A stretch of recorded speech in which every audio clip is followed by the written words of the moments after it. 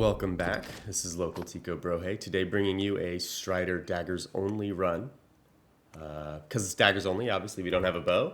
Gear-wise, we have Framae Blades for physical, Heaven's Key for holy damage, Rusted Daggers for Torpor, and Golden Bardiches for silence. Armor is cosmetic, don't really care. None of it's providing me anything of value, really. Barb Nails for Stagger and Knockdown. We have the Strider's Band for Skull Splitter, as well as a different Daggerist Band for 1,000 Kisses. And then Ring of Desiccation for Drenched. Abilities, obviously the bow abilities don't really matter, but dagger abilities we have 1,000 Kisses, Brain Splitter, Instant Reset. And then for Augments, same setup that we had for our fairly standard setup, in fact, for the Strider. However, we got rid of Vehemence for Predation. What Predation does is it gives us 100 health every time we kill something. For this run, we're not doing a no-hit. I am simply just not good enough to do that. I mean, I could do it, but it would take me a number of attempts, and we just got off of a fairly long stretch of playing Strider. I would like to move on. So we did no items, no curatives, so in order to heal, I need to kill things. Honestly, it's a very fun way to play. I haven't really messed with the Predation augment very much over the years, and like I have used it before, but it's been a while. Doing this run was a lot of fun with the Predation augment, so I think that's probably going to be something I play with a little bit more often. Casually, at least, when we're just trying to have fun. But yeah, as we can see, we have the Saurian configuration. That means we know Death will be the spawning enemy. Because it's Death, I'm not really scared of him, so I'm just going to hop right down. I don't need to do anything cautious. If we had the Goblin configuration, we would have had Garm as our possible spawn. And if that had been the case, I probably would have gone through the balcony way, or not the balcony, but the hallway near the balcony to kill all the leap worms so that I could use that area as like a choke point for the Garm. But because it's Death, I'm not particularly worried.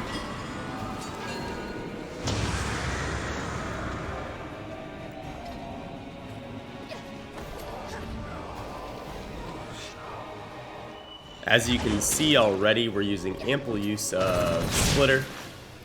Splitter is just, quite frankly, one of the best abilities damage-wise that's available to Strider. If not the best ability damage-wise that's available to Strider.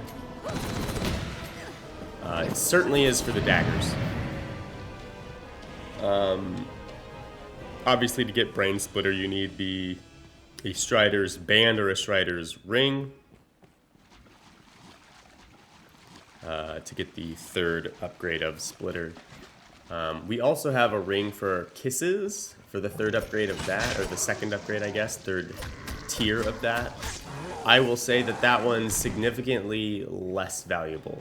The difference between 100 and 1,000 Kisses is, frankly, not that worth it.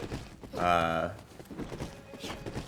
since we don't have a bow at all, I figured it'd be useful to eke out just a tiny, tiny amount more damage in the circumstances where that happens. Splitter is still going to be quite good for two reasons. One, it's just a very hard-hitting ability because of how many times it hits. It does good damage, but then it does good damage a lot of times. But it also gets enhanced when we jump using Eminence augment, which we do have active. So it becomes very valuable. We could have gone for the Opportunism augment, and we did do a run with it without stability, but our first dragon fight I found lacking stability was extremely annoying, so we decided to forego that. Especially when we got to Sparyard. Oof. Moving on to Duskmoon Tower, we see we have the Thunder Wyvern. That means we're going to have 2 gargoyles. I made that balcony jump. Very rarely do I actually make that jump, so that was pretty cool. See there, we got hit, but we have Predation. There's 100 health back. We got hit there. I didn't think it would make the corner, but there's 100 health back again. To knock down the dragons, we basically need to wait for it to do its breath and then try and close the distance. Here, for whatever reason, decided that the ground is where it wanted to be. Very unusual for a Thunder Wyvern. But I'm not going to complain as a melee boy. I'm not going to be upset about that. It's a very atypical pattern for a Thunder Wyvern in my experience. A lot of times they just do this, where they'll hover, and they'll try and breathe at you until you knock them down. I don't really understand what this guy was on about, but I will take it. I will not complain about it.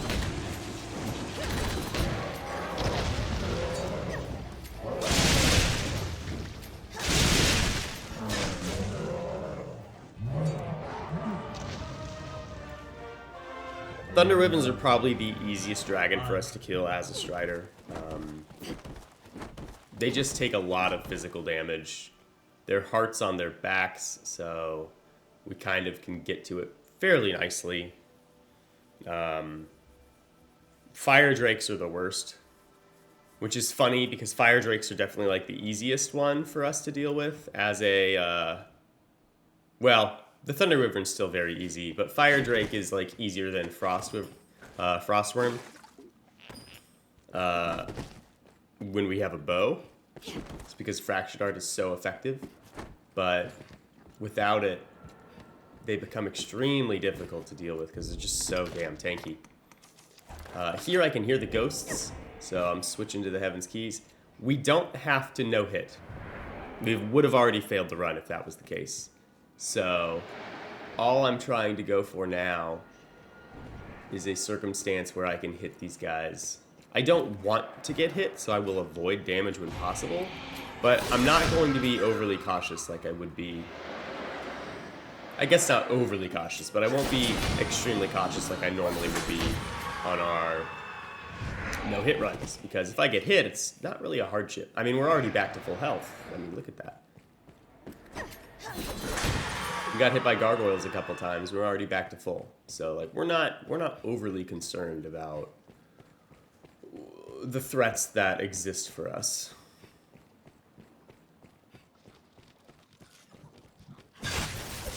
Now because we have the ghosts configuration, we're going to have a living armor. Unfortunately, we don't get to kill the living armor the same way because we don't have a bow. Fortunately, killing it with daggers is actually, while it's in combat with you, is actually faster than using the bow to do so by a very large margin. However, it's quite frustrating just because most of the arenas where we have a living armor are somewhat tight, considering his Full Moon Slash is going to take up the entirety of this hallway. If he decides to pull one off,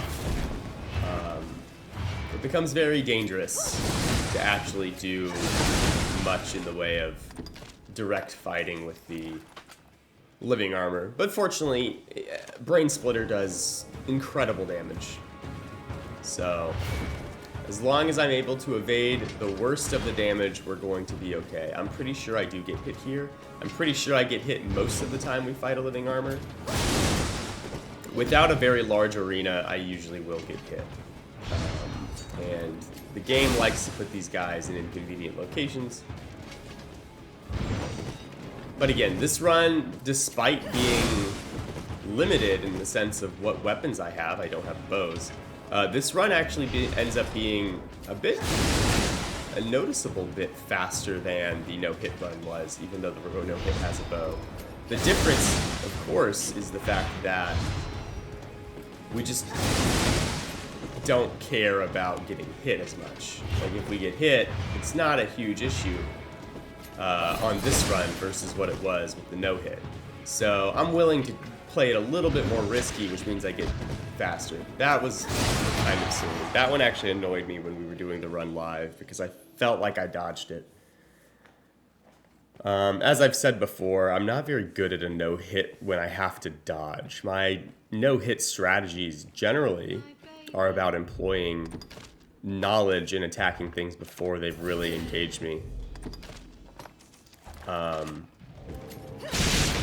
If I get to a point where to be successful in a no-hit, I need to effectively dodge consistently, those are usually the rooms where I struggle. Now, because I'm not going to be able to hit this guy with preemption bonus damage because I have to melee him, I'm going to Torpor him. The Torpor isn't because I want really good windows. I mostly just don't want him to put poison everywhere on the ground. Poisoning the ground all over the place is going to make things notably more difficult for me than otherwise. And so I would just prefer not to have that situation at all. And, you know, if he's torpored, obviously, while climbing up out of his hole, we also get a really good damage timing in the sense that we can just kind of wail on him before he's able to do anything.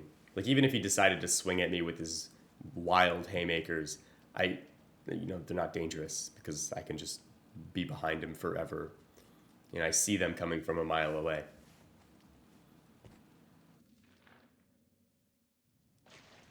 Midnight Helix, as you saw, I got out the golden Bardiches. That was because I wanted the ability to have, silence for the dragon. Sorry, for the dragon, should the dragon have spawned. In this case, we did not get the Frostworm, and we instead have the Prisoner Gore Cyclops. This was actually our first attempt Daggers only on this guy. Because the one like dry run that I did to see if my augments were worth having, we got the dragon. This is the only time we got this configuration. Here you'll see I'll put on Thousand Kisses ring instead of Splitter. I'm not going to Splitter while on him. That's the Torpor, obviously. I want him to be moving as slow as possible because of two things. One, it gives me time to, there we go. One, it gives me time to actually, like, move around because he's not moving as quickly. I don't lose stability on him. But two, it's going to give me more time to wail on his face like this.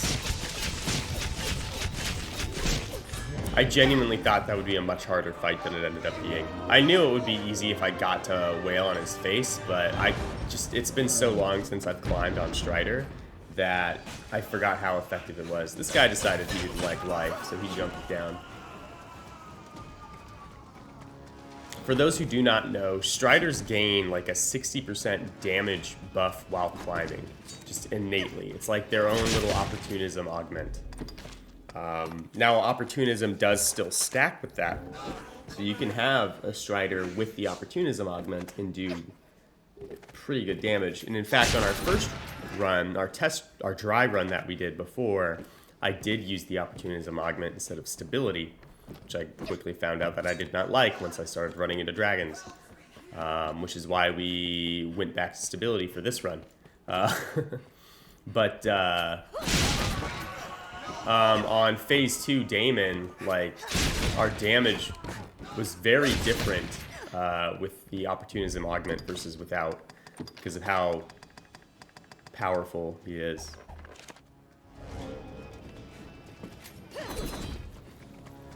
That was me looking at whether I have Predation, because if you notice, when I kill the corrupted pawns, we don't get health back. For whatever reason, Predation does not provide health.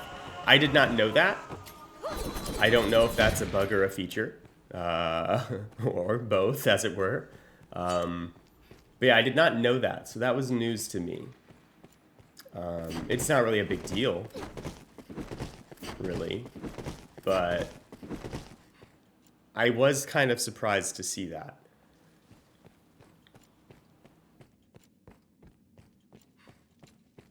And I wonder if that's because, like, pawns are not in the same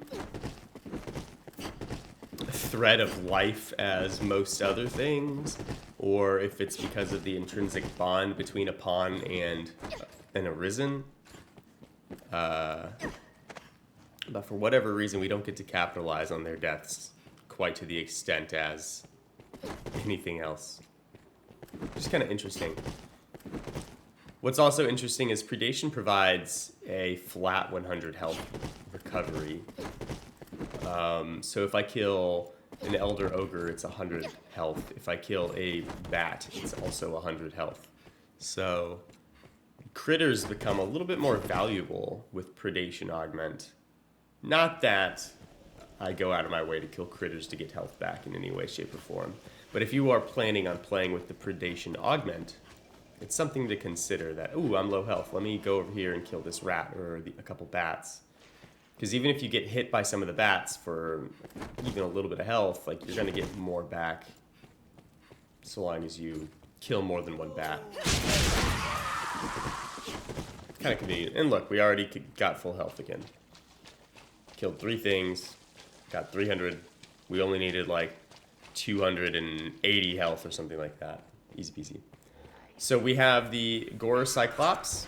That means we can have Garm Spawn. I want to kill the Sirens first. The Sirens, when they sing, heal enemies. All 3 of them are dead, so that was really convenient. They just came right towards us. I will Torpor these guys. Not because I find them particularly dangerous, but I want to just not have, I don't want to have to deal with them. I also want to try climbing because we are a Strider.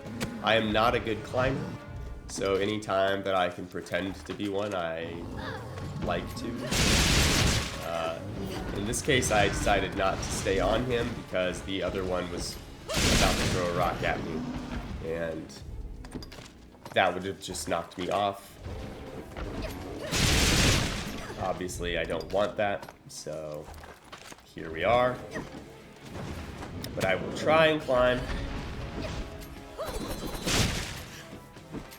Again, I'm not very good at it, so we opt to not do that. The problem with them throwing these rocks is that even when they are,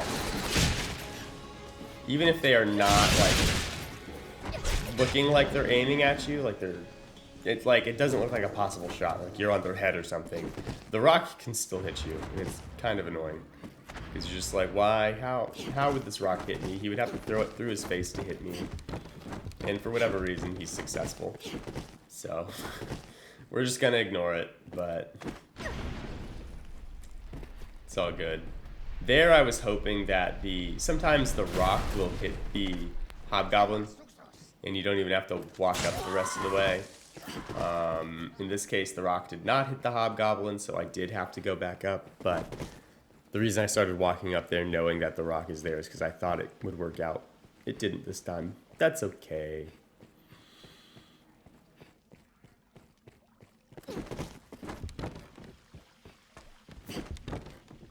That little accidental U-turn is because I was looking at chat and talking to them. Wasn't paying attention to what was happening.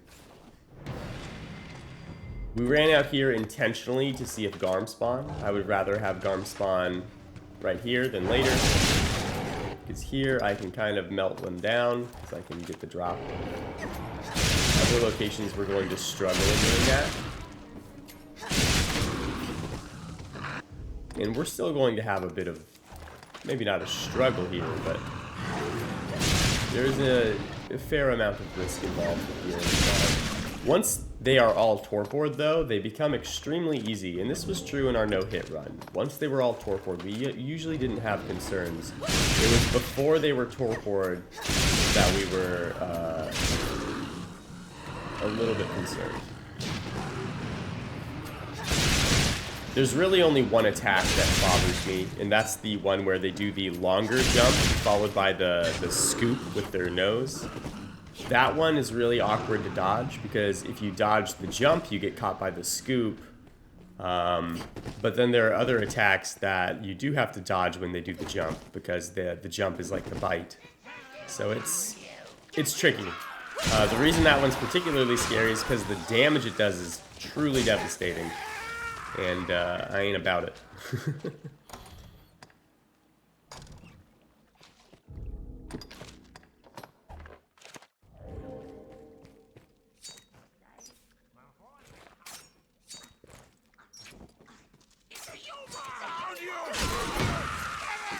I did not need to do a splitter there. I'm not really sure why I wasted the stamina, frankly, but that's okay.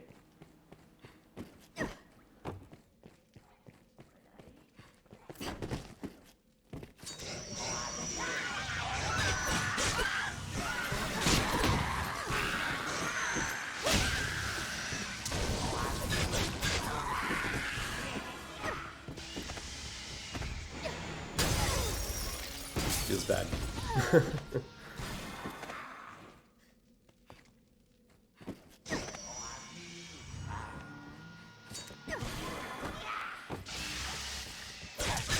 The reason I got hit there is because when you're climbing up, and I kind of try and demonstrate it here on this rock if I remember, when you're climbing up, if you get past a certain point of the animation, if you hit instant reset, you'll actually end up top. But I keep doing it too early. And there I did it too early, and then in the other room I did it too early. In our previous run, I managed to do it a couple times. But I was trying to get up there to make it on top of the other platform before the... There we go. What I was just trying to do there was make sure I got the hand, because I didn't really care if he got frozen so long as the hand was broken. In this case, the last one we hit is the one that would have frozen, so that's kind of nifty. I like it. But that's what the splitters were for. They were trying to do that. If you note, I did not get any health back for breaking medallions. For whatever reason. Here I threw the jug so that I didn't get hit when the boulder rolls backwards, because we are such short range, and when you swing forward as a strider or any double daggers at the character, you kind of step forward. I can hear we have the undead, so there's one spawning. Gutter of Misery undead is definitely not the configuration I would want to have here. The reason for that isn't the undead, although the undead are quite annoying with mostly with the poison. The main reason I don't want this configuration is the sewer portion of the Gutter of Misery is going to have pawns. And the corrupt pawns are going to be a little bit scary. And if I remember correctly, we actually get hit by them a bit, so... When I saw this was the configuration we had in our live run, I was immediately concerned. Right now we're full health, so that's nice. We might actually take some tick damage here to some of the poison, but I think we recover most, if not all of it back anyway. But yeah, this is definitely not the rune configuration we would prefer in any case.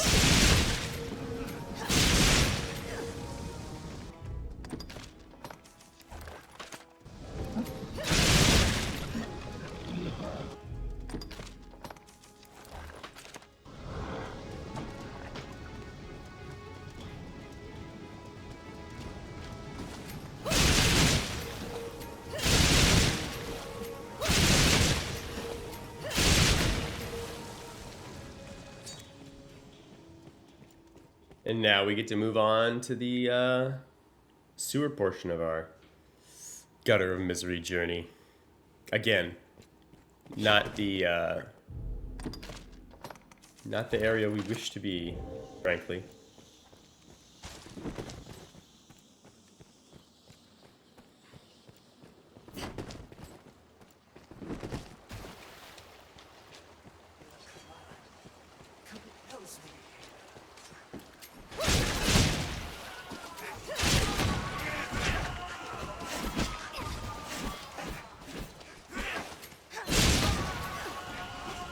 And yeah, we just went from 3,400 to the red. Fighter pawns are dangerous. That's a pretty good example as to why. We're max level and we almost died to one.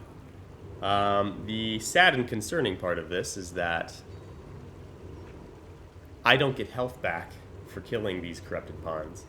The redemption is that I will at Gazer, because each tentacle counts as a entity that can die, and while pawns don't for some reason, the Gazer tentacles do. So hey, that's exciting.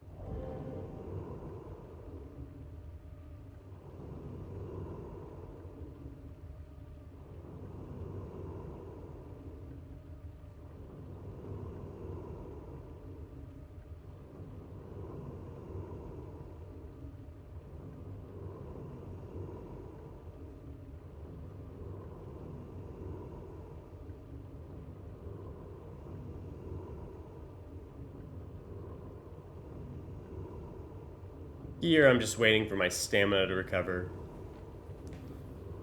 We don't have a particularly difficult time against Gazer.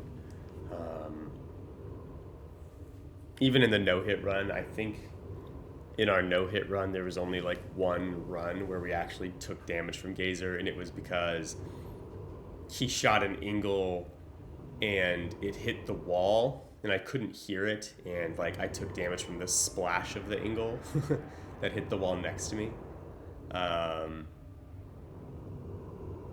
So Gazer's a pretty easy fight to both evade damage on and to succeed in. As I said before, we're going to get health back every tentacle, which is surely going to help us. As you see, it's 100, 100, 100 every time.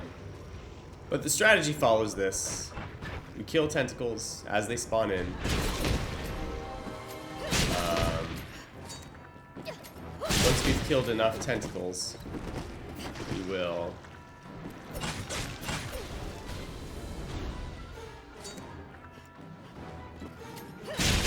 and that's like what happened. There was a tentacle that spawned right there, and as I was running forward, an Ingle hit the wall next to me, and then splash damage got me. That's how we took damage on one of our no-hit attempts. Real sad. But yeah, once we destroy enough tentacles, he will make the big one. We just split her down to avoid fall damage. Place the target underneath his eye, knock him down, and then we split her. It's pretty easy. Far from troublesome. Pretty quick. And we went from having 600 health to about 1600 health. So I really enjoyed playing with Predation and not being super cautious about avoiding damage, because it let us have these moments where we have these wild swings in health where you're like, oh my gosh, are we about to lose? I don't know. Let's keep playing and find out. So I thoroughly enjoyed this run.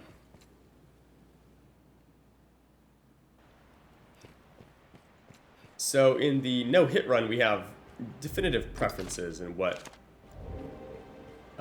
version of each room we want, because some of them are just easier to avoid full damage. When we are doing... Here, I'm waiting for the wargs to spawn, because I can't really melee these guys without the wargs. There are 6 of them. I've only killed 3, so...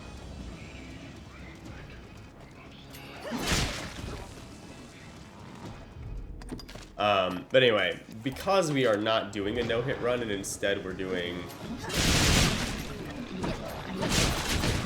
a Daggers only no curatives run, we're less concerned about getting hit, which is nice, obviously. But what makes it a huge difference between the runs is the fact that not caring about getting hit means I don't really care if we got the Strigoi configuration of the ghosts or the living undead. The living undead. Interesting. I don't really care which configuration I get in this room because none of them are particularly problematic. Where the enemy that's going to be most problematic in this area is actually going to be the Lich, because the Liches float, and I have to hope they come close enough to the ground for me to kill them. But I'm pretty sure regardless of which configuration we get, we have the same number. I think the only difference between them is where they spawn, because one configuration has 2 up top and 1 at bottom. Or no, maybe it's just, no, one configuration has 2 up top and none down below, and then another one has 1 up top and 1 down below. So it's the same number, we just have a different setup for them. So it's not really easier for it. That being said, the other configuration would probably be also a little bit more challenging simply because the eliminators are present with the other configuration, and having to deal with ghosts and eliminators at the same time only in melee would be a little bit frustrating. But still, it's not terrible. For the Pilgrim's Gauntlet, I can already see that we did not get the configuration I would prefer. This configuration is Hellhounds, and Hellhounds are scary when we have to actually dodge them. We can't shoot them from range before they get to us. We're going to have to just dodge them and then hit them. We're going to focus on them first because, one, if I put out the Pyrosaurian, the Hellhound's fireballs will light them back on fire, which eliminates the point. But for those who don't know, using ice damage or throwing water at them, as I have opted to. There's a few jugs of water laying about, as well as a flask that you can equip into your hand and throw, like Throw Blast. All of those work. But if you throw the water jugs at them, it will douse their flames, and then we can hit them without worrying about getting, you know, hit with the burn. If I don't douse them, I'll get hit by the burn. Because we still kill them in a single splitter, it's actually not that troubling. That's awkward. It's not particularly troubling if we fail. Because we do such good damage. So like, even if I do take some damage like there, I think we took 10 damage, but we got 100 health back because, again, Predation. I didn't know this water jug was there, so now I know for future reference. And as I was talking about earlier with critters become more valuable because we can kill them for health, and we were only, I don't know, like 90 health away from max, so one critter was all we needed. But you know, if we were lower health, like, all of these critters would have helped us with Predation Augment. Again, unnecessary. But this is the real reason why I don't want this configuration. We have the Fire Drake, which is the hardest one for us to deal with. But we have it at the same time as Ghosts, which means we have to kind of play around both at the same time. And I don't want to get caught in a Fire Breath. I don't want to get slapped by that guy. But I do need to kill the Ghosts. So it's a bit of a tedious fight that we have in store for us. It's not as bad as I expected it to be, but it's still not the fight I want. There are, if I remember correctly, I think there are 5 ghosts. 5 wraiths, to be more specific. So here I'm trying to just get as many dead as I can.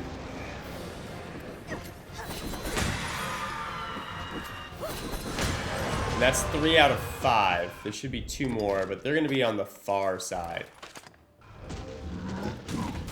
There, I didn't mean to grab onto that ledge. That ledge grab, like, messed me up real bad. My goal was not to grab onto that ledge, and instead was to jump to the right of him and then try and splitter. But because we grabbed on the ledge, we had no momentum, and like his bite came out, and I couldn't use any evasion moves. For instance, dodge roll, because I'm holding onto a ledge.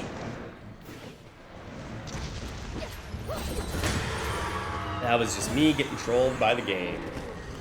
Which happens. This should be the final ghost.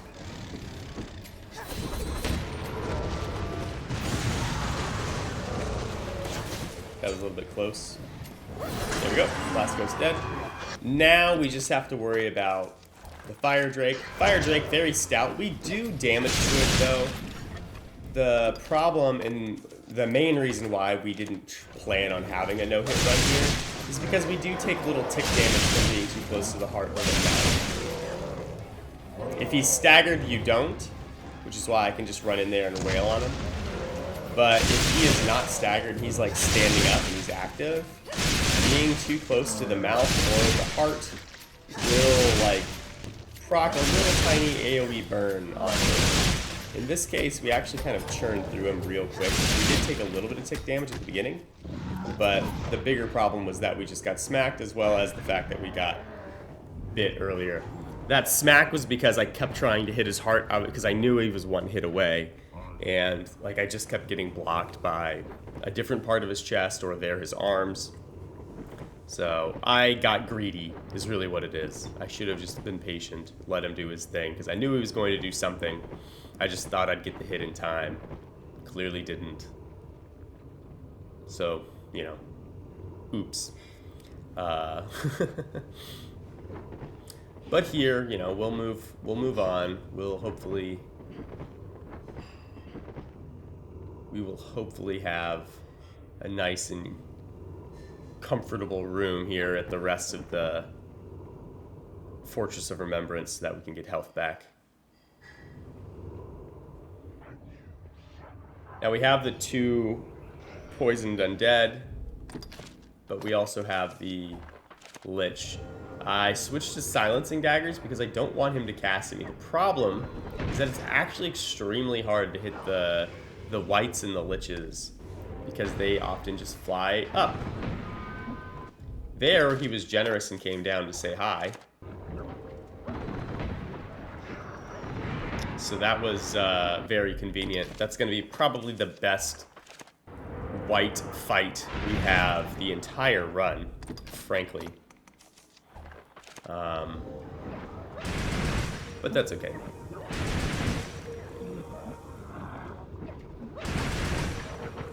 Here, I'm happy that we're fighting an enemy that we get to use Holy Daggers on as an effective weapon, because we're going to get a little bit of health back from using the Holy, because the Holy Daggers heal us. The health recovery, I'm pretty sure, is based off of your magic defense, which we don't have very much of. But it's not terrible either. I think it's like around 800. So we got a little bit of health back for that, and then we also get obviously 100 for the Predation Augment. I'm quite pleased with that setup. Especially since we'll have 2 more right here.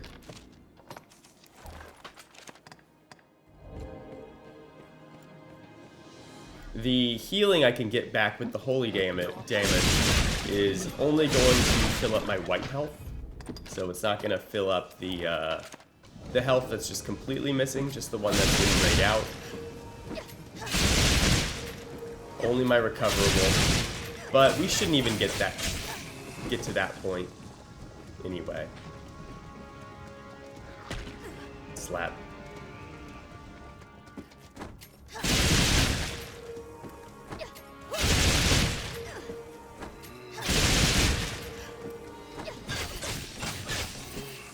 Yeah, I gained like a little shy of 300 health killing that one guy.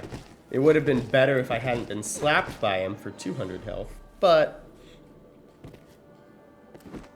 that's okay.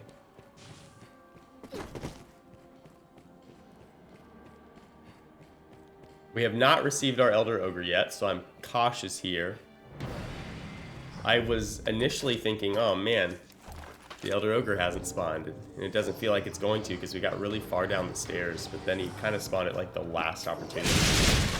Normally, I wouldn't want to fight him down here because I don't want the leak worms, but because he was eating his snack, or she, whatever, because they were just doing their snack, I was like, you know what, it's standing at a point where I can just wail on it before the leak worms spawn. Because I can stand directly in between the 2 haystacks. and be happy. There, I just heard the Banshee scream. That means the Banshee that we walked by, its spawn point earlier, eventually spawned after we walked by. Usually it's supposed to be here. Oftentimes, more often than not, in fact, it doesn't spawn correctly, and it may or may not spawn afterwards. What's interesting is we go upstairs and suddenly all of the leafworms spawn in. Not really sure what that's about. Here I don't mind if I take damage from killing the leafworms. What I don't want is the debuff. I want to say I get the debuff on like the last one. Yep. The debuff just lowers my defenses. I don't really want that. Obviously, that's not something one wants.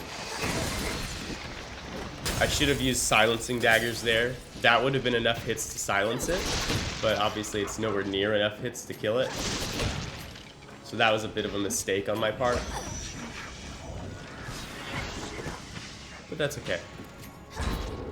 If he was silenced, we'd have much less to worry about in terms of actually dealing with the enemies on the bridge.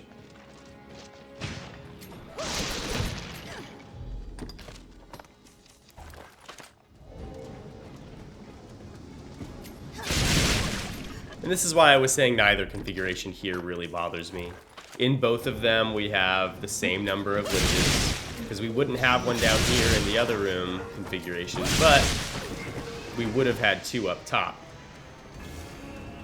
along with an eliminator. So I would prefer to have, fewer liches, because that's the one enemy that I can't just engage actively. But that is not a possibility here.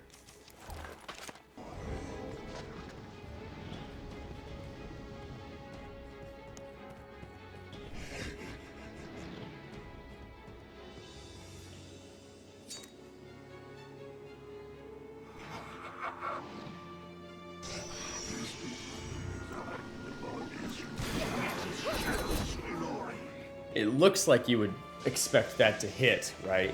But apparently not. I always find that very annoying.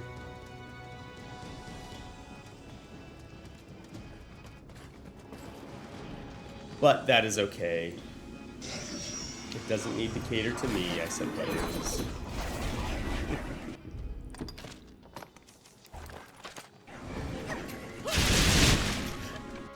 I decided that I wasn't going to try and hit the lich. I'm just going to kill the other threats first. There I was going to roll forward, but then I would have gotten hit by the combustion, which does quite good damage to me. So instead I ended up rolling away, which put me into poison. I actually probably could have avoided both by kind of staying in between the two. But given a choice between taking fire damage or poison damage, I will take the poison, just because the fire really does slap because it's magic and I don't have the best defenses. Poison damage is kind of a fixed amount and it's over time, which is good for me because I have predation, right? So as I kill things, I get health back.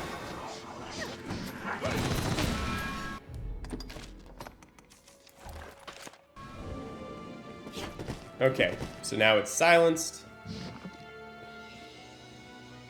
And I'm quite happy we chose to silence it there. I don't believe I would have killed it with Framae Blades. I would have needed a second splitter, and we didn't even have time for one, so yeah. This is the only ability he can still cast, the homing bolts, as well as I guess the pustule. I don't know if that's, I guess that's an ability.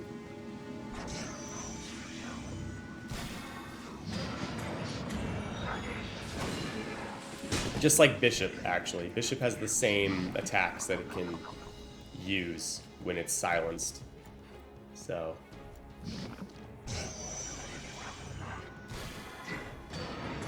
I feel pretty safe. This is a move that's quite easy to dodge. The pustule is annoying, but as long as you're kind of keeping track of where they are on the ground, as well as when he's dropped the last one, you can usually avoid it. Unfortunately, he is no longer silenced because he just stayed up so long. Because he's got like half, because he's got so little health remaining, I was like, you know what? I think it'd be better to just split her with Framae Blades instead of try and silence him again. Unfortunately, it's becoming very tedious, or has become tedious rather. It's not becoming. It's already tedious, simply because we just are having a hard time dealing with this guy. This is why I don't really care for fighter solo. Actually, dealing with these guys is a massive pain because it's very hard to hit them. You'd think I'd have the same issue with Warrior, but I really don't. Warrior, when he swings, when he does his jumping attack, the two-handed weapon swings from up to down. So you actually have a pretty decent time hitting these guys. So long as they're not like super high, you can still hit them a little bit. So even if it's a little bit tedious and slow, you're still making progress the whole time. But fighter kind of swings almost horizontally, but it's also not. It's not like up to down. It's like down to up, but like mostly just horizontal. Like it doesn't really go over the shoulder, like higher than the shoulder, I mean. So hitting anything that's flying just becomes a terrible situation. So I do not like playing fighter solo if I'm trying to actually kill things. Because these guys just take forever. And I'm Strider, which does a lot more damage when I get that damage window because of Splitter, and it's still tedious. Like, we've been fighting this guy the entire time we've been down here. We've been dealing with him, and it's been probably close to 7 minutes already that I've been down on this bridge trying to kill him along with the other enemies. And like, we're close, right? Because he's close, but we're still just like waiting.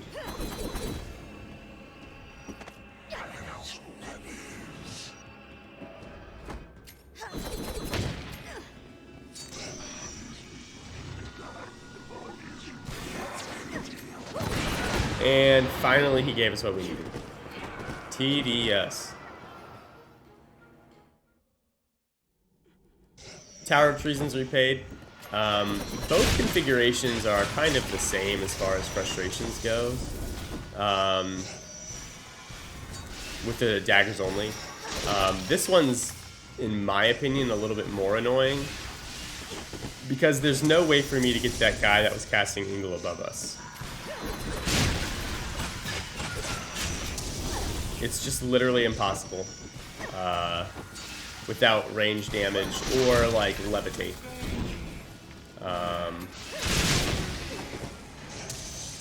I just can't. There's just no way to make that jump, unless there is a way to make that jump and I just don't know what it is. But I couldn't figure it out. Because like in Midnight Helix I can jump into that cage, but there's like some extra stuff. There's like an extra corpse hanging that I jump to, and then I jump off of that.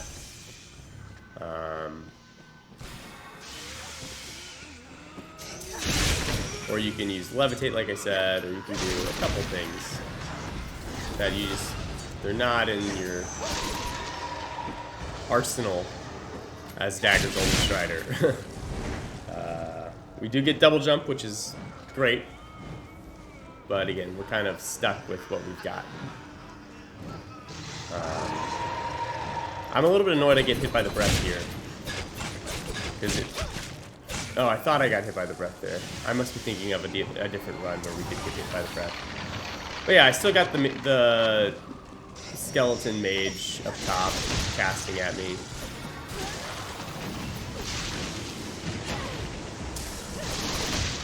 Real tedious, real annoying.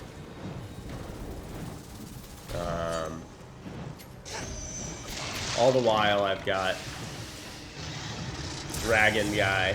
Oh, I think this is where I get hit. Yeah, so usually if you're just moving, he won't hit you. So I was like kind of confused as to how he managed to land that one on me. But it's whatever.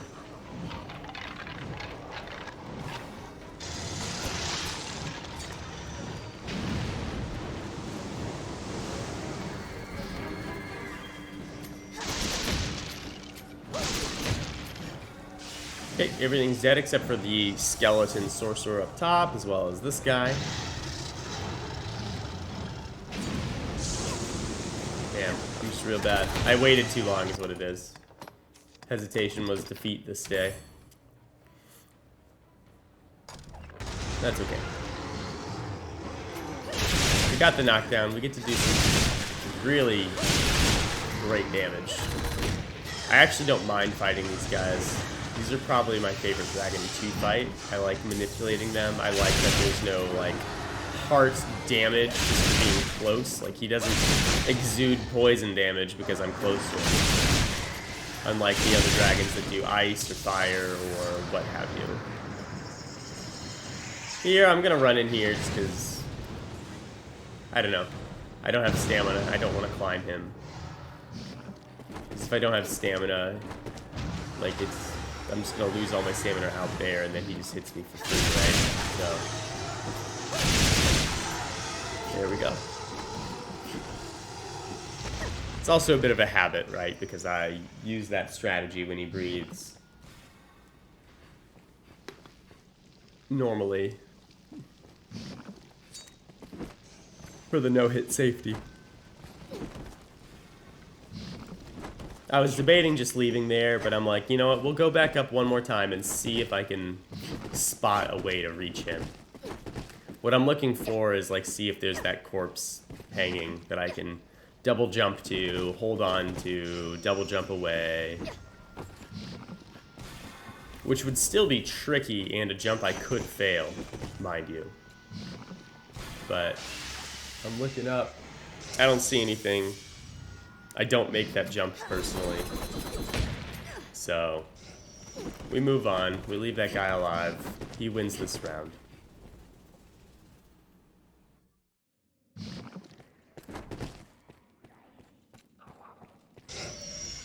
We have Vile Eyes. That means we don't have the Saurian configuration, which is nice because the Pyrosaurian we wouldn't be able to douse with water.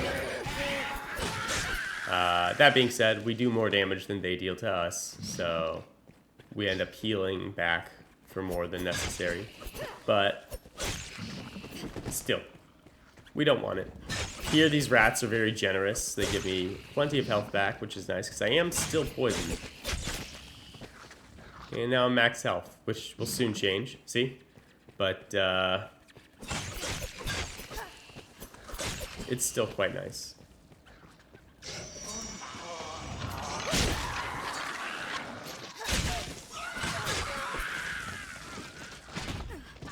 Ow.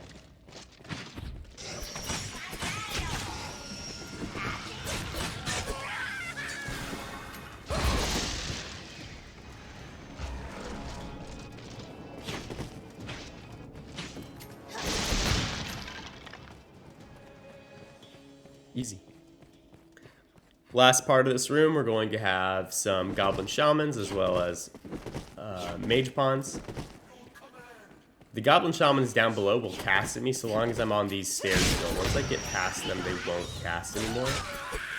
So oftentimes you'll only see like one cast. Now I went back up, which doesn't help me. That guy can cast at me, obviously, the one over there. But the two down below shouldn't cast at me anymore because I'm no longer on the stairs. They each got one cast off.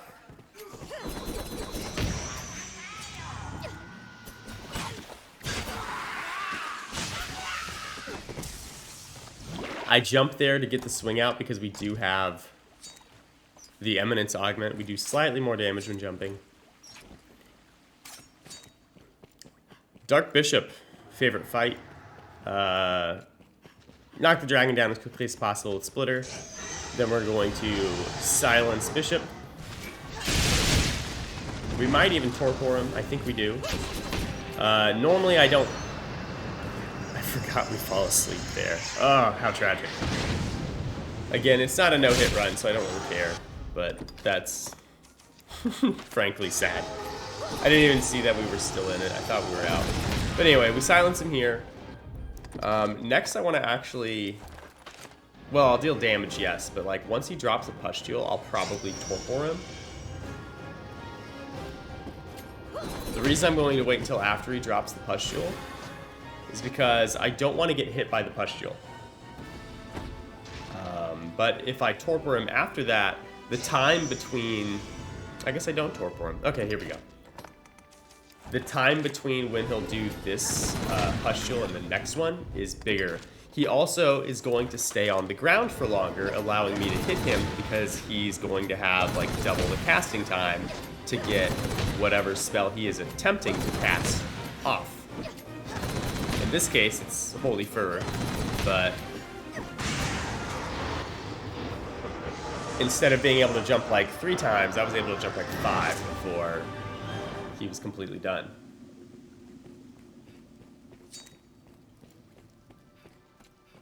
Silly fight considering we fell asleep, but not bad, even still.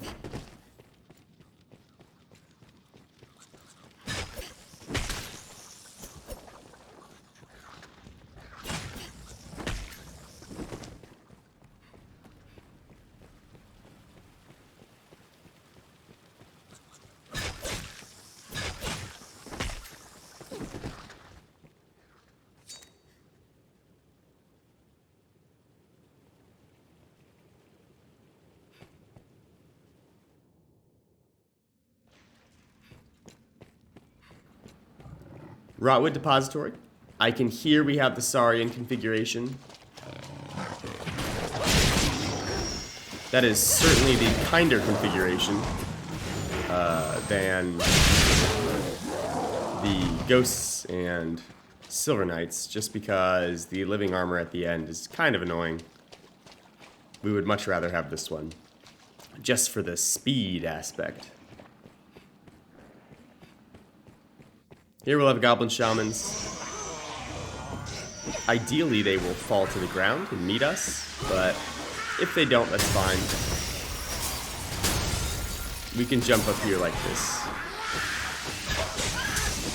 No, I did not actually intend to jump up top. What I was hoping to do was jump into the middle section and kill that first goblin, but whatever.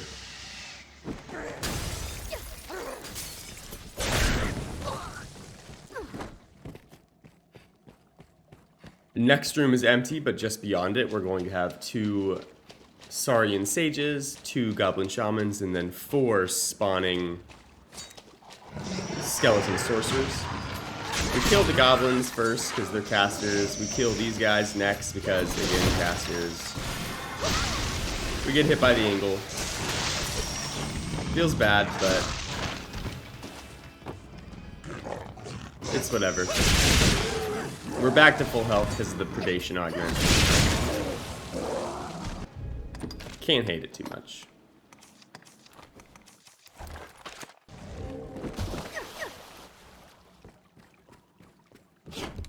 Now we're going to backtrack. The reason I'm backtracking here is because I would like for the Elder Ogre to spawn. It can spawn either right here or in the very first room by the pile of bones. The reason I would like for it to spawn by the bigger pile of bones back here, and it doesn't, unfortunate. The reason I would like it to spawn in either of those 2 locations is the next room has Goblin Shamans, it has a handful of Saurian Sages. If I add the Elder Ogre to the mix, there's not a lot of space for us to move around, and I don't really want it to spawn there. Unfortunately, we did not get lucky. It will spawn. Furthermore, I'm pretty sure we actually get caught by it because we can't move out of the way of it at one point. So we just get stuck. Here I decide to kill these guys first. There should be one more, but I can't see it. Here I'm like stuck, I can't go forward, I can't go back, so we just take lightning. or not lightning, we take a big ice spike to the butt. So now we're low health again. It wouldn't be exciting if we didn't get low health, right?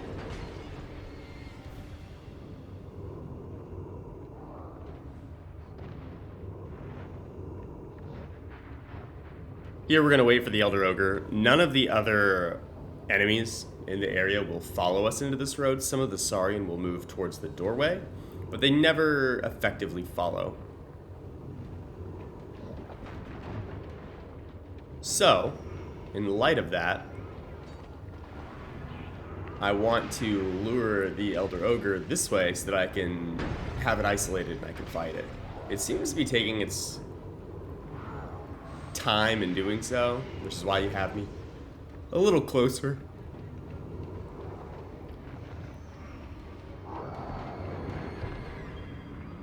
It sounds like it's moving. I don't really know. There it is. Okay, we're good. Now it'll run in here. Once I get up onto this platform, they kind of stop casting at us, typically, just because we end up being a little too far for them to think about us. Rusted Daggers equipped already, so we got that Torpor. Now we'll just use physical. Damn. That little slow motion elbow did 400 damage. I do not like this defensive curl. If we had a bow, I would use Mighty Bend to knock him out of that. It is not very fun when he just keeps doing that. Fortunately, we got him below 4 health bars, which means it will enrage.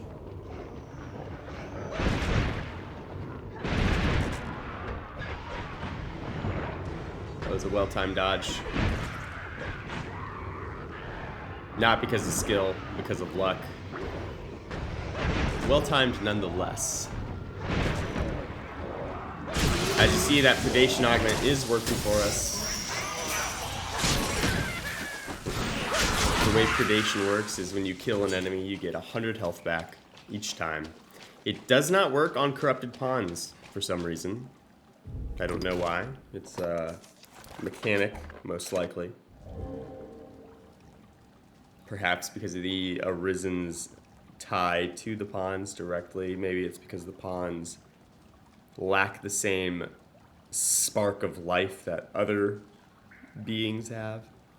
Additionally, it does not work on the medallions of regular golems. However, it does work on the medallions of metal golems. It's kind of interesting that way. I think that one's more because it doesn't work the same way from a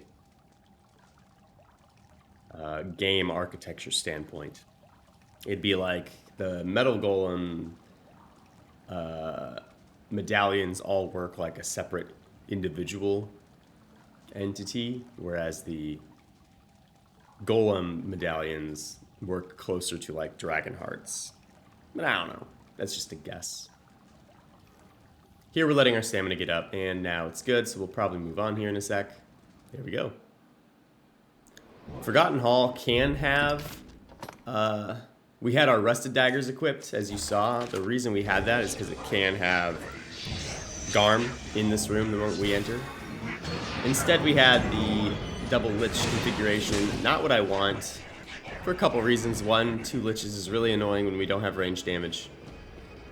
Just simple as that. Especially if we miss like that, and then miss like that, and then miss like that. And then, in addition to that,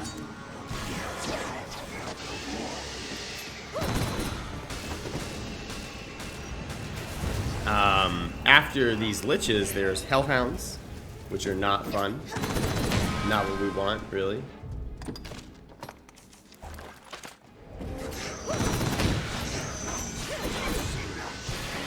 It's a little unfortunate. If we had just used the Framae Blades for both of those attacks, we probably would have killed that one.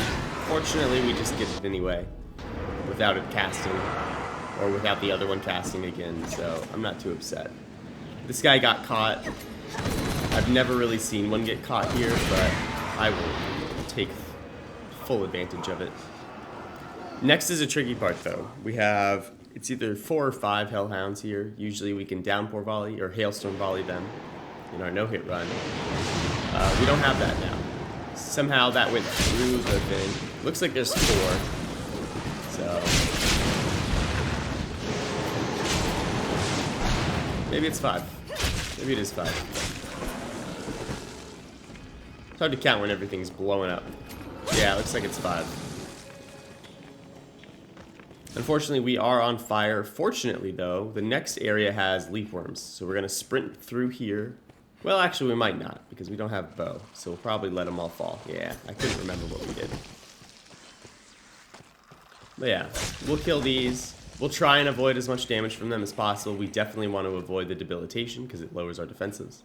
But each time we kill one, we get 100 health back.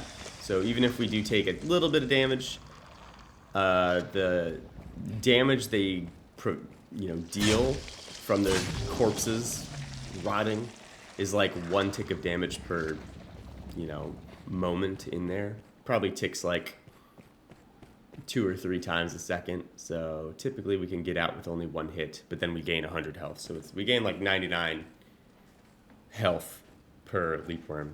So our health is still moving up. Here, I don't really want to do a whole lot while I have this damage or the defensive debilitation, just because we have Hellhounds, we have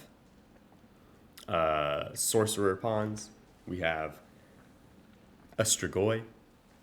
Obviously, we have the 2 Prisoner Gore Cyclops. We won't fight them unless they become unbound. But it's okay. This is how I want to do it. I want the Hellhounds to come to me in this area so I can hit them without dealing with the sorcerers first. Ideally, we would also have the Strigoi come in here. That's a little bit harder. He's moved already to our direction, though, so that looks like it's actually happening. That's nice. Beautiful. Now all we have are the sorcerers, and they did not aggro, which means they're not mid-cast. Death has spawned. I don't really care about death. That guy shot me with 3 bolts, and I got absolutely wrecked. If you were paying attention there, to our health, I mean, you'll note that we did not get Predation health back for killing those pawns. It's very interesting. I think that was a design decision and not like a weird bug. I'm about it. I think it's cool. I don't know if death provides predation, though. I have not killed death while under the predation augment. So that would be an interesting thing to test. It would not be too difficult to test. Be interesting, though.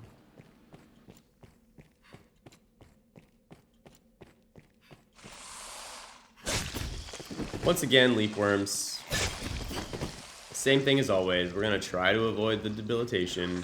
We're probably going to fail. I don't think we've succeeded yet. It's really hard to avoid with how little range we have as a Daggers wielder. Yep, we got it. I did not mean to do that. I meant to hit X and then right bumper and then A or right bumper B to instant reset, one of the two, but like I pressed X and right bumper at the same time, I guess, so I started doing 100 kisses. Oh well.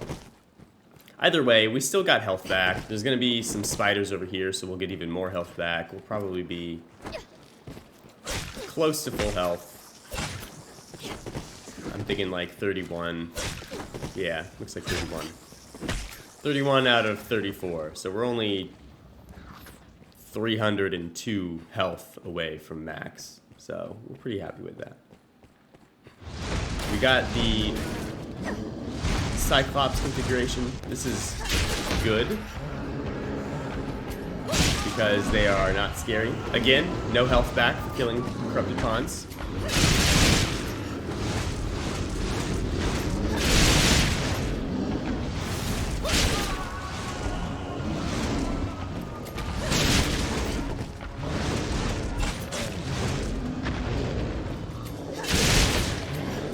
Now we're only 2 health away.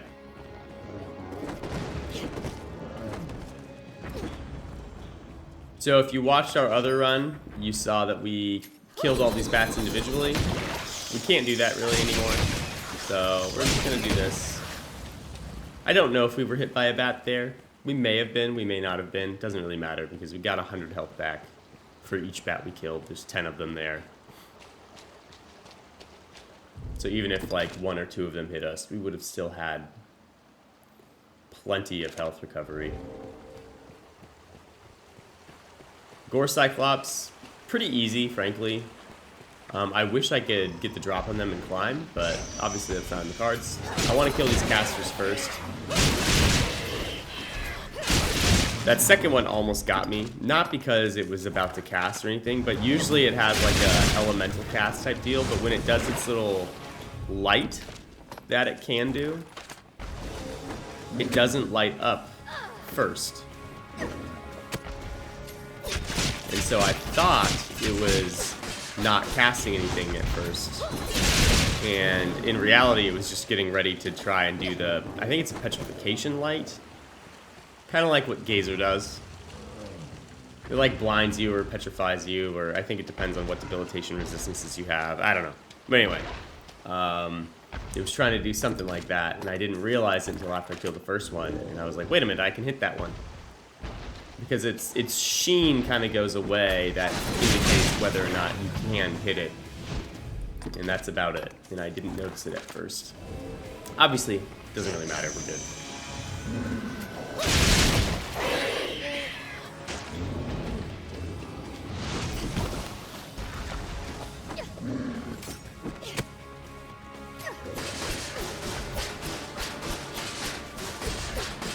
Man has got the most built up tusks, period.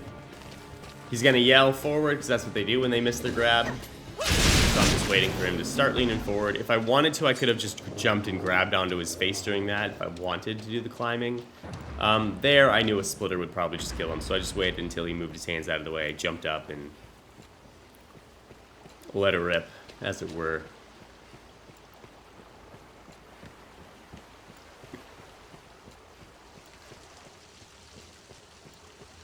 Sparyard of Scant Mercy. This is a difficult room depending on configuration. Double Fire is not what I want, frankly. Double Frost, I'm okay with.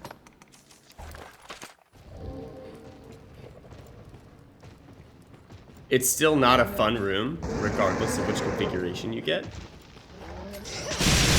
But Double Frost is probably the easier one. You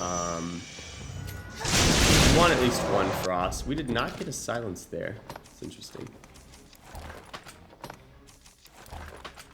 I did not notice that live. I noticed that like right now live when he gets this cast off. And I'm like, what? But it doesn't really matter. I kill him. This is why Frost Dragons are the easier dragon, though. We deal incredible damage to them. Fire Drakes, we don't really deal a lot of damage to. So I broke off his horns. I know he's going to yell next. If he rears up to yell and you hit his heart enough to stagger him, he falls to the ground like he did there. Now, obviously, we killed him before that anyway, just because of our overwhelming damage, but... Ooh, excuse me, I thought I was going to sneeze. But, that's like the objective.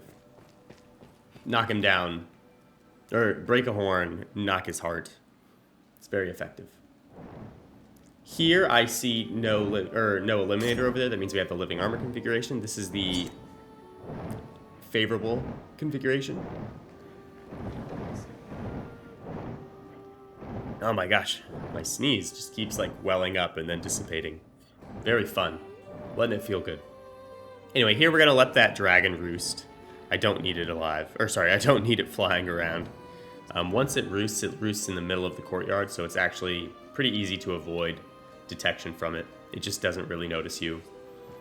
And we'll probably deal with this living armor first. What's nice about the living armor in this area is we can kind of trick them into a pattern where they keep hopping up and down ledges.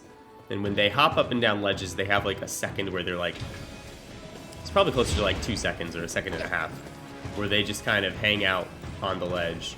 And if we do it correctly, like that, if we do it correctly, we can just splitter them over and over again. I don't want to be too close to him because then he'll attack, which makes it awkward. There we did a second one because I knew we would break his armor on the second one, and when you break his armor, he's staggered for a second anyway. But yeah, now we get to use our daggers very effectively.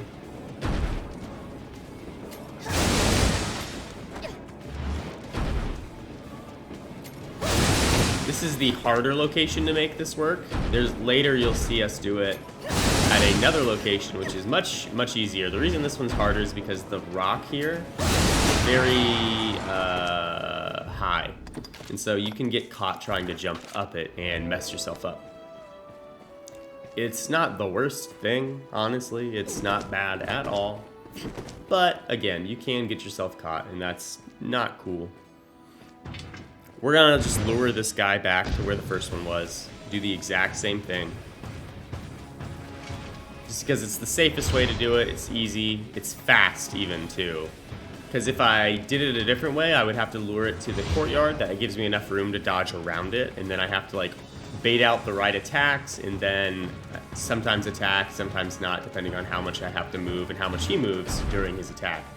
This way, I pretty much get to attack every couple seconds. Like every other action he does, I get the opportunity to hit him. Hit him quite effectively too. This is not the move I want him using, but that's okay. It still does good stuff. Here I want to switch to Heaven's Keys because I think I'm going to break his armor. And I want to start doing magic damage immediately. I'm a little bit surprised we didn't break his armor on the first one, and then I'm very surprised we didn't on the second one. I mean, like when I was doing it live. Obviously, I didn't expect it here because I'm watching it back, but I thought we would have enough physical damage with these daggers. Apparently not. That's okay. I did not test how much damage we did with these physically. I knew how much damage we do with Dragon's Ire when we used Hailstorm Volley, but I didn't really test the Heaven's Keys physical. That's okay. It doesn't really make a difference. That's a very fast and stamina efficient way to deal with these guys. The reason we didn't do this on the no-hit run is because there is still the risk that I mess it up. Like I said, it is possible to fail the jump up on that rock, and if you fail the jump up, he just hits you because you like kind of do a slide down instead of anything useful. The dragon's to our right in that courtyard. There he yells. We're gonna lure him over here to this big open area. The reason we're gonna lure him over here is so that I can knock him down and I can hit him. It gives me a lot of space to maneuver in. It's away from that living armor, so I can't accidentally roll it. Here, I'm pretending like we are going to get something done by climbing, but I don't know how people do climbing. I think you just have to have the adhesion augment, and I don't like having the adhesion augment. Why I put double barbed nails on, I don't know. I guess I thought I had turned off a barbed nail to put on 1,000 Kisses, but that's very clearly not what I did. And here I'm like, why am I not knocking him down? And then I do this and I'm like, why am I spinning so slowly? And then I go, oh, I'm dumb.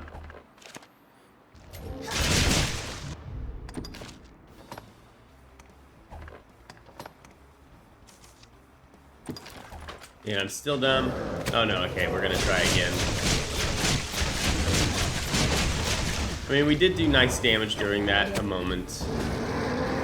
But again, it's just, I don't know. In my opinion, there's very few opportunities where you can climb in this game very effectively. I'm not very good at it. Other people are. I don't know how people do it. I watch their games, and I'm like, how do the enemies just let you hit on them like that? I don't get it. I need to learn one of these days, though. But it's been 10 years and I haven't figured it out yet. I don't think it's necessary. I'll just wait till Dragon's Dogma 2 comes out, and then I'll learn its mechanics. If you noticed, the reason we didn't dagger down dragons in the previous run and why this isn't a no-hit is we took 4 damage there just because we were in proximity to the heart while it was alert. Now we're max health because we got 100 health from the Predation augment. But during that fight, we lost 4 health just because, not because he hit us, but because we were too close to his heart. So that's why we don't use that strategy in the no-hit. Why this one isn't the no-hit either. And this is where I was talking about. That ledge is much smaller, which makes it very easy to get up and down. And so long as you have him on the side of the stairs there, he'll just keep jumping. Here, we're just a little too close, so he thinks he can hit us.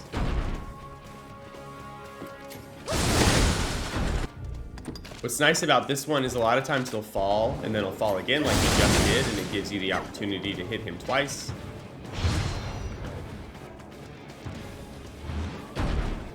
Again, we didn't do this in the no-hit run simply because it is less safe than simply doing the actual bow strategy that we used. Even if this one uses less stamina and is either quicker or comparable depending on whether we got it in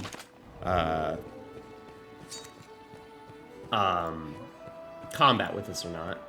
With the bow, I mean. If it doesn't enter combat with us, the bow's probably about the same speed. If it's in combat with us, it's much slower. Here, I'm trying to see if I can pull just one eliminator. We managed to accidentally pull only one in our one practice run we did, where we were testing augments to see what we liked. Because before we tried to use opportunism instead of stability, and I found out that I liked stability a lot more than opportunism, which was kind of expected. I really like the stability augment.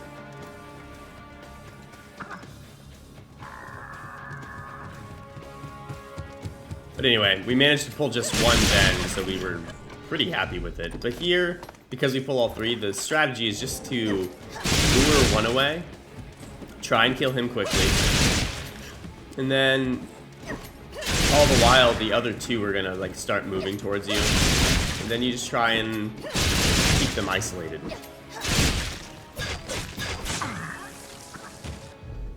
This one we killed right on time because his counterpart's right there. A strategy you can employ is making sure that you're actually a little bit what is that, to the west of the doorway, like ahead of us, up ahead of us. The reason for that is because if you do and a second one starts trying to charge you, a lot of times they'll get caught in the courtyard of the other area. And if that happens, you don't really have to worry about them charging and hitting you because they'll just get caught on the wall and never make it through that tunnel. However, if you're on the other side, for whatever reason, they'll often make it. Either way, you don't want to be standing right at the end of the tunnel. We kind of were relying on our ability to hear. I also don't care about it being a no-hit. There I was talking about how last time there was one just like stuck there and he came behind me and almost knocked me off because I didn't know where he was. He was hiding in that corner. Once again, Torpor. The reason I'm Torporing these guys isn't because they scare me. It's because when I Torpor them, it gives me much larger windows to actually hit them. I'm not really afraid of the swings that they make. I can get away from them. The problem is, it would take me like twice as long to kill these guys if I don't Torpor them, simply because I can't hit them twice between each attack. I can't guarantee an attack between each attack at all. So it's just much more convenient, much safer, much more pleasant in that regard.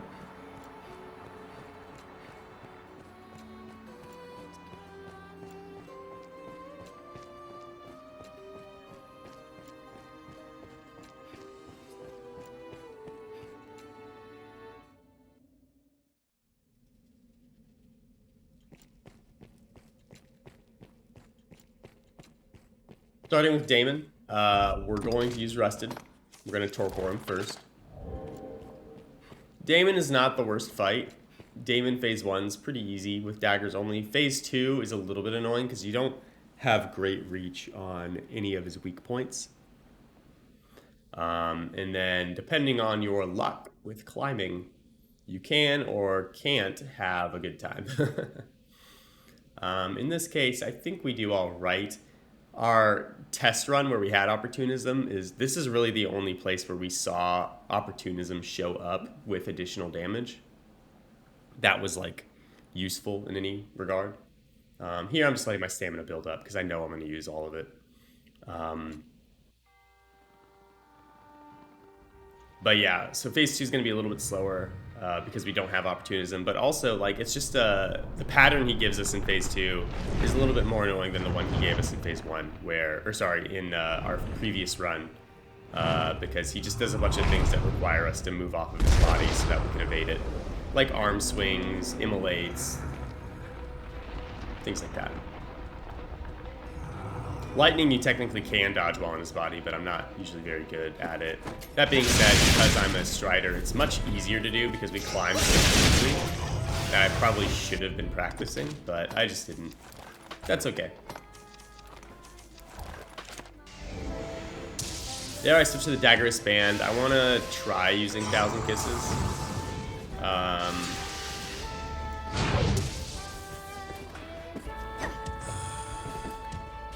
Here you should do the quick turnaround.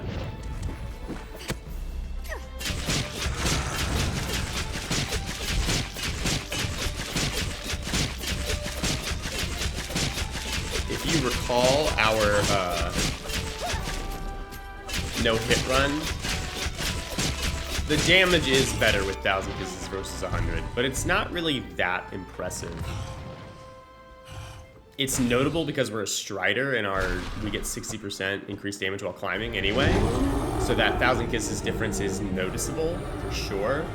But like if we were an Assassin or something, it really doesn't, or Magic Archer or Ranger, it really doesn't do a whole lot for us. So it'd probably be better just to have the double barbed nails for better stagger. In this case, again, we're Strider, so it does. I always get baited by that. When he opens with an arm swing, it never goes through. I could have been on top of his body already by then, but I didn't. I always get baited by the fact that it doesn't come out because I'm just so used to it coming out every time. That's okay. This is one of the few times I like to climb, because you can get all the way up here. It might be a little bit too far back, but we got half a health bar. I'll take it.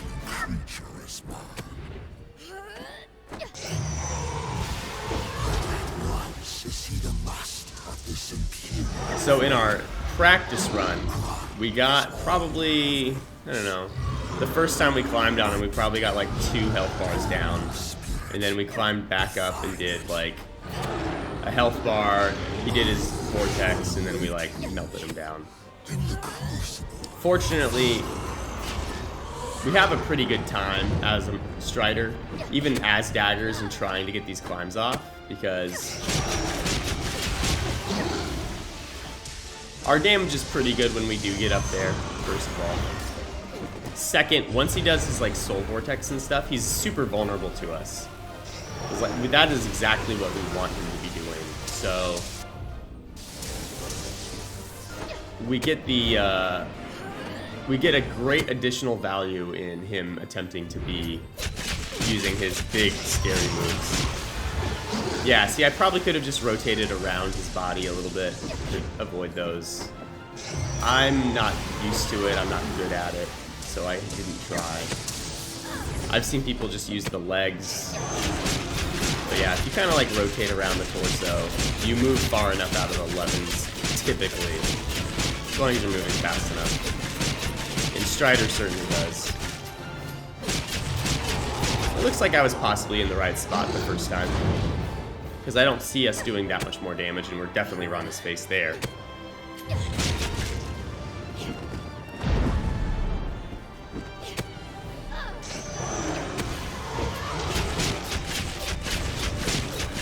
Alright, here he should start moving to use Soul Vortex.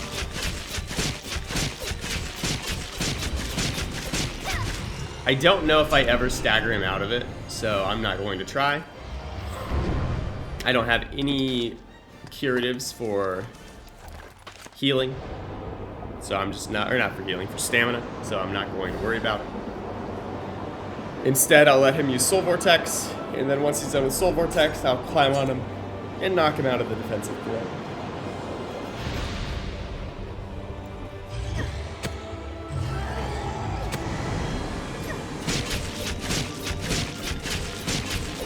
Yeah, see, look, it's not even that different for us with double bar veils versus the 1,000 Kisses, right? The damage is quite similar, so, like, the 1,000 Kisses ring, if you're trying to get one, I wouldn't worry too much. It's just not really. And, obviously, Splitter to end. Damage is too good.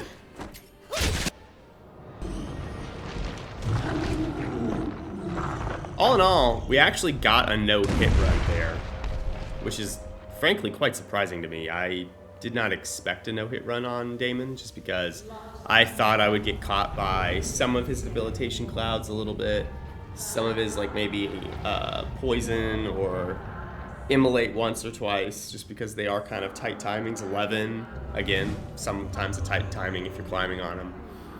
But we did pretty good there, and I'm pretty proud of that, considering I don't like climbing, and we did exclusively climbing really in the second phase, except for when you knocked him down.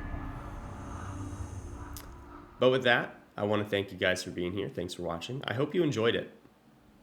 This is a really cool run. It's not a run that I like to do very often because I just love using the bow, but it was really fun to do as a refresh, and honestly, it didn't take very long. The whole run's only like an hour and 50 minutes-ish, 140.